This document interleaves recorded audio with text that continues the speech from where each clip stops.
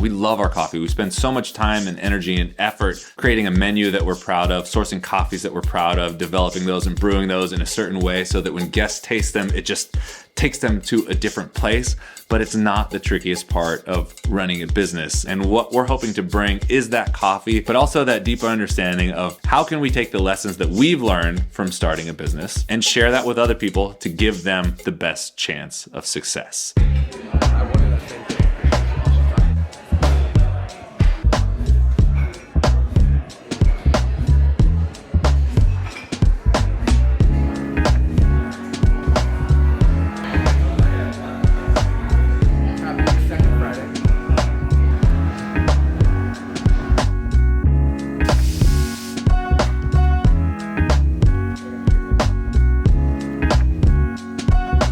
Where you going?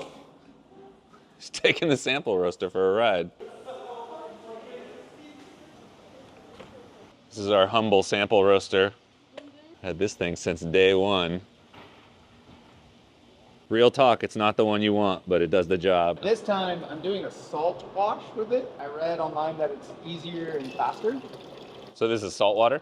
That's salt water. So Herman's in phase 3 of our slushy experimentation. So we make a blended drink called the Creamy Beige, but we make it one at a time in blenders, and it's really popular, and it's honestly just a pain in the butt to create. So we've been talking about doing this for a while and finally pulled the trigger on getting it. And Herman's deep in R&D. When we started doing our thing in coffee, we were born out of that early third wave movement, which was incredibly hardcore, very reductionist. No blenders, no modifiers, no espresso to go, no syrups, all of those things. So having blenders used to be a sin. So now, taking the step to Margaritaville, and having a slushy machine, it's kind of exciting. 24-year-old me would have said, shh, no. I mean, the vision is this, right? The beach is like 2 blocks that way. You got a frozen coffee drink churning on the back counter. You got some sort of frozen strawberry lemonade thing churning on the back counter. Line out the door. People are like, yes, I want this. This is gonna make me happy. This is gonna make my beach day the best beach day that I could ever have. That's what we're doing. Are you recording these things today? It says you are, but I didn't know. So for the past couple days, we've had one of our wholesale partners in town, Culture Coffee from my hometown of Modesto, has been up here, and they've been talking with Herman and Leah and our team about everything from HR to leadership, all the things that go along with running a business that live outside of that coffee sphere, which those are really, I mean, those are the trickier things, honestly. So today, Jared and I are gonna be spending some time with their team. So it's Jamie, the owner, and then 2 people on their leadership team. And we're gonna talk about, I mean, we got a list of things. Let's see. Yes, upholding expectations from the top down, communicating expectations, reminding without micromanaging, accountability. We don't really have a system for this, but it's open to any of our partners. So if anybody wants to come in and talk shop with us, they can come in, get whatever they need. We're always down to share information and, you know, hopefully leave them better than we found them and more equipped to navigate this world of business. So I find it really rewarding. It's always just fun to shoot the shit with other business owners. Bleep it out. When our partners come to town and we have these kinds of conversations, these are the ones that I wish I could share with everybody because I feel like they're so eye-opening, so fruitful. They address so many challenges that I'm sure a ton of other business owners or leaders, people who are trying to build and communicate culture are facing.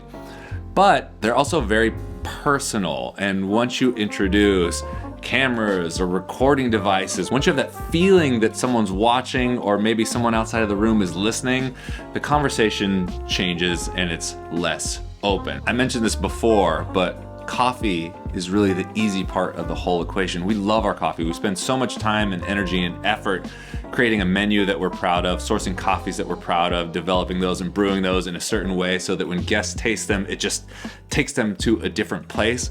But it's not the trickiest part of running a business. And what we're hoping to bring is that coffee, but also that deeper understanding of how can we take the lessons that we've learned from starting a business and share that with other people to give them the best chance of success. And a lot of times what we find is people already know what to do. They already know the changes that they need to make. They already know the path that they need to go on, but there's some value in being able to express that openly and honestly amongst people who have been on that path before and understand the journey that they're about to go on. You know, talking with people who are in the same boat as you, it really helps you be able to think. And if you have ideas, it helps you be able to articulate those ideas better, solidify and clarify those ideas. And it also just boosts you up so that when you go back to your day-to-day, you don't just settle into the same routine. You can make some of the changes that you want to make and feel empowered that, like, yes, this is gonna work.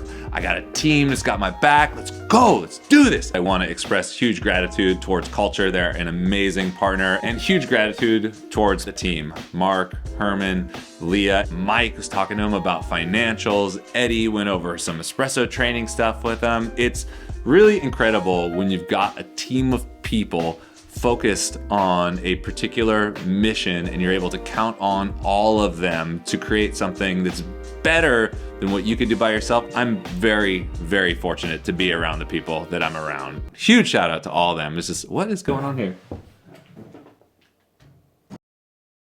Sip, sip, sip, sip.